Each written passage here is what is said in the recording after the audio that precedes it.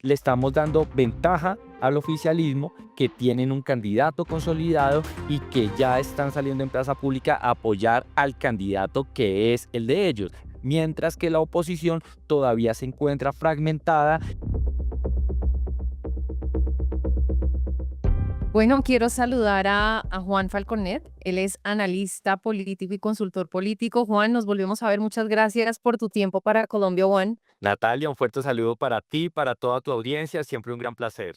Gracias, Juan. Bueno, pues como siempre, conversando de temas de política nacional, hay uno en particular, sobre todo ahora en plena recta preelectoral, que está tomando fuerza y tiene que ver directamente con la financiación de campaña de Iván Cepeda. Yo te pregunto si existen realmente evidencias verificables de que recursos o decisiones propias del gobierno nacional estén siendo utilizados para este fin. Y en caso tal, digamos, ¿qué mecanismos institucionales se podrían activar en Colombia para hacer acompañamiento a estas denuncias que está haciendo sectores de oposición en el país? Pues Natalia, definitivamente nosotros hemos visto todo el aparato estatal en favor del candidato del oficialismo, que en estos momentos pues es Iván Cepeda. Lo vemos con las declaraciones del presidente opinando en temas político-electorales, lo vemos también a su gabinete participando en discusiones, calificando, descalificando candidatos y sobre todo también uno empieza a ver que se abren unos escenarios donde muy seguramente pueden haber afectación de recursos públicos y donde estarían en favor de ciertos candidatos políticos y de ciertas plataformas ideológicas que ayudan o complementan la actividad del gobierno nacional. Yo creo que aquí lo más importante es que se hagan las respectivas denuncias frente a los entes de control. Hablamos de la Contraloría, de la Procuraduría, para que entren a revisar, también del Consejo Nacional Electoral como la autoridad en materia electoral. Y creería yo que en el caso que sea más que necesario, pues inclusive la fiscalía también podría entrar a conocer. Pero lamentablemente, y si uno lo habla de manera como de tradición, pues uno ve que tristemente estos organismos pues muchas veces no son tan eficientes, eficaces o resuelven los temas en los tiempos que uno esperaría. Por eso también yo creería que aparte de los entes de control y la fiscalía, pues inclusive también podríamos considerar tribunales de justicia donde también se puedan dar a conocer estos hechos. Me parece que la denuncia pública es muy importante y sobre todo que la gente también empiece a tener un criterio mucho más objetivo y darse cuenta de que con los recursos públicos se están favoreciendo intereses electorales y se necesita que haya una postura mucho más sólida por parte de los ciudadanos, que sean más críticos, porque son sus recursos los que están siendo utilizados para beneficiar campañas políticas en favor de plataformas ideológicas que acompañan al gobierno nacional. ¿Hasta qué punto medías como la reducción de precio de la gasolina, por ejemplo, que acaba de anunciar Petro, otra como el incremento en un 23% del salario mínimo, que son dos noticias de impacto que han pasado en tiempos relativamente cercanos e inmediatos, justo además coinciden cuando Petro de alguna manera, si uno lo ve así, está afanado por resumir su mandato de la mejor manera posible, por así decirlo? ¿Cómo, digamos, esas medidas pueden considerarse políticas públicas legítimas o estrategias precisamente como tú lo decías con impacto electoral y cómo evalúan este contexto los organismos técnicos y la misma autoridad electoral colombiana? Porque, y lo decía, Petro nos está ganando la campaña y nos las está ganando a punta de estas propuestas que está apelando claramente a cierta clase social de Colombia que siempre ha encontrado mucha inconformidad con la clase política del país. Pues Natalia, lo que nosotros hemos visto claramente son actividades populistas de un primer lado por parte del gobierno nacional y también una serie de medidas que les ayudan político-electoralmente hablando a los intereses del gobierno nacional. Esa medida tan irresponsable como el incremento del salario mínimo en un porcentaje que está muy por encima de lo que usualmente se toma como los topes para hacer el cálculo matemático de establecer cuál sería el incremento justo para el salario mínimo, pues denota que este es un afán del gobierno nacional por intentar demostrarle a la gente que está poniendo plata en sus bolsillos y que esto es gracias al gobierno del cambio, como ellos se autodenominan, y pues la verdad la gente como desconoce los impactos que hay detrás de todas estas medidas, pues creería yo que con el marco populista, pues eso también les puede ayudar mucho. La medida de la gasolina, pues también uno ve que en 3 años del gobierno Petro, lo único que se ha producido son unos fuertes incrementos al precio de la gasolina, pero en año electoral precisamente le da por bajar el precio de la gasolina. Entonces, todo este tipo de políticas no nos puede caber la menor duda que se hace con un cálculo electoral pensando en los resultados del Congreso de la República y pensando en los resultados de la contienda presidencial. Entonces, este gobierno lo que ha hecho indiscutiblemente es afectar las políticas públicas en favor de proyectos políticos que le son favorables. Darle a la gente un contentillo, entre comillas, haciéndole creer que están mejorando su condición de vida o que les van a hacer algunas reducciones de impuestos o reducciones, por ejemplo, en el tema de la gasolina que es tan susceptible o un incremento del salario mínimo, pues que sea tan altamente generoso, pues lleva a las masas a creer que las cosas van bien en el país.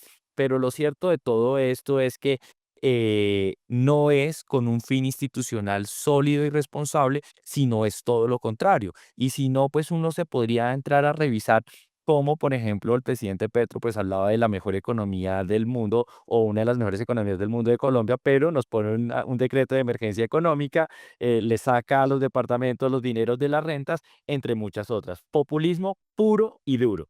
Si vemos claro un candidato con una fuerte acogida o por lo menos una acogida que sin duda le preocupan a sectores de oposición, eh, pero ¿qué candidatos se están consolidando hoy como posibles contendores fuertes en esta recta final preelectoral? Ya sea por intención de voto, ya sea por alianzas, por la capacidad que tienen en el territorio nacional. ¿Y qué estamos viendo aquí en Colombia a medida que avanzan las consultas? Bueno, yo creo que lo que nos han arrojado los últimos sondeos y las últimas encuestas, pues es un dato bastante revelador. Yo creería que la gran consulta que reúne a una serie de candidatos, inclusive de varios sectores de derecha, centro derecha y de pronto algunos que han coqueteado ligeramente con la izquierda, pero lo cierto de todo esto es que ellos reunidos logran superar digámoslo, en la intención de voto al tercero en la contienda, que es Sergio Fajardo. Entonces, cual sea el que vaya a ganar esa gran consulta, inmediatamente se convertiría en un contendor importante. Todo pareciera indicar, si las selecciones y la consulta se celebrara el día de hoy, que la gran ganadora pues sería Paloma Valencia, pero por varias razones, porque tiene un partido sólido que la está apoyando, porque tiene un expresidente que mueve masas, que está saliendo a plaza pública, y porque el discurso de Paloma resulta mucho más, digámoslo, conciliador. Incluso los sectores que consideran al Centro Democrático de extrema derecha ven en Paloma una persona más como de centro derecha que podría llegar incluso a conciliar con algunos sectores diferentes a los que habitualmente le hablan. Creería yo que eventualmente, si Paloma llegara a ganar, podría ser una contendora importante, superaría a Fajardo en la intención del voto, se le acercaría mucho a Abelardo de la Espriella. Me preocupa la salida en falso de Sergio Fajardo de no participar en la gran consulta y siento que ese ego puede llegar a perjudicarlo y más aún si él no está dispuesto a acompañar en segunda vuelta a una propuesta política que le haga frente al oficialismo. Entonces, aquí hay una serie de variantes que habría que entrar a determinar. Siento que Fajardo se la jugó mal, siento que Paloma puede ser una de las grandes beneficiadas, incluso creo que Aníbal Gaviria también está como por cerquita y también creo que está Pinzón por ahí dando la pelea, pero pues todo parece indicar que ese sería como el panorama de las 3, 4 personas que tendrían verdaderamente posibilidades de hacerse de la presidencia. Yo te pregunto si la oposición a este punto, si está realmente logrando articular una estrategia común frente a la percepción del ventajismo que en este momento tiene el gobierno, o si la fragmentación interna podría terminar, digamos, por pasarle factura y beneficiar claramente al candidato del oficialismo, en este caso Iván Cepeda. Sí, yo creo que lo que nosotros estamos viendo acá es que a pesar de que tenemos una gran consulta, que tenemos una serie de candidatos que están dispuestos a trabajar en unidad, a mí sí hay varias cosas que me preocupan. La primera es que es todo este tiempo que está pasando, le estamos dando ventaja al oficialismo, que tienen un candidato consolidado y que ya están saliendo en plaza pública a apoyar al candidato que es el de ellos. mientras que la oposición todavía se encuentra fragmentada y todavía hay cosas que no están tan claras, porque nosotros hemos visto, por ejemplo, en algunos representantes de la gran consulta como Paloma Valencia, que decididamente apoyarían a un Abelardo de la Espriella en una segunda vuelta de ser él el que llega y tener que enfrentar a Iván Cepeda. Pero también hemos escuchado a unos candidatos que no estarían en la misma sintonía. Se está perdiendo mucho tiempo en estas consultas y ya tuvo que haber habido una decisión tomada y deberíamos estar con un candidato único de la oposición para enfrentar el oficialismo. Entonces yo creo que aquí sí nosotros estamos como con poniendo en riesgo lo que pueda pasar.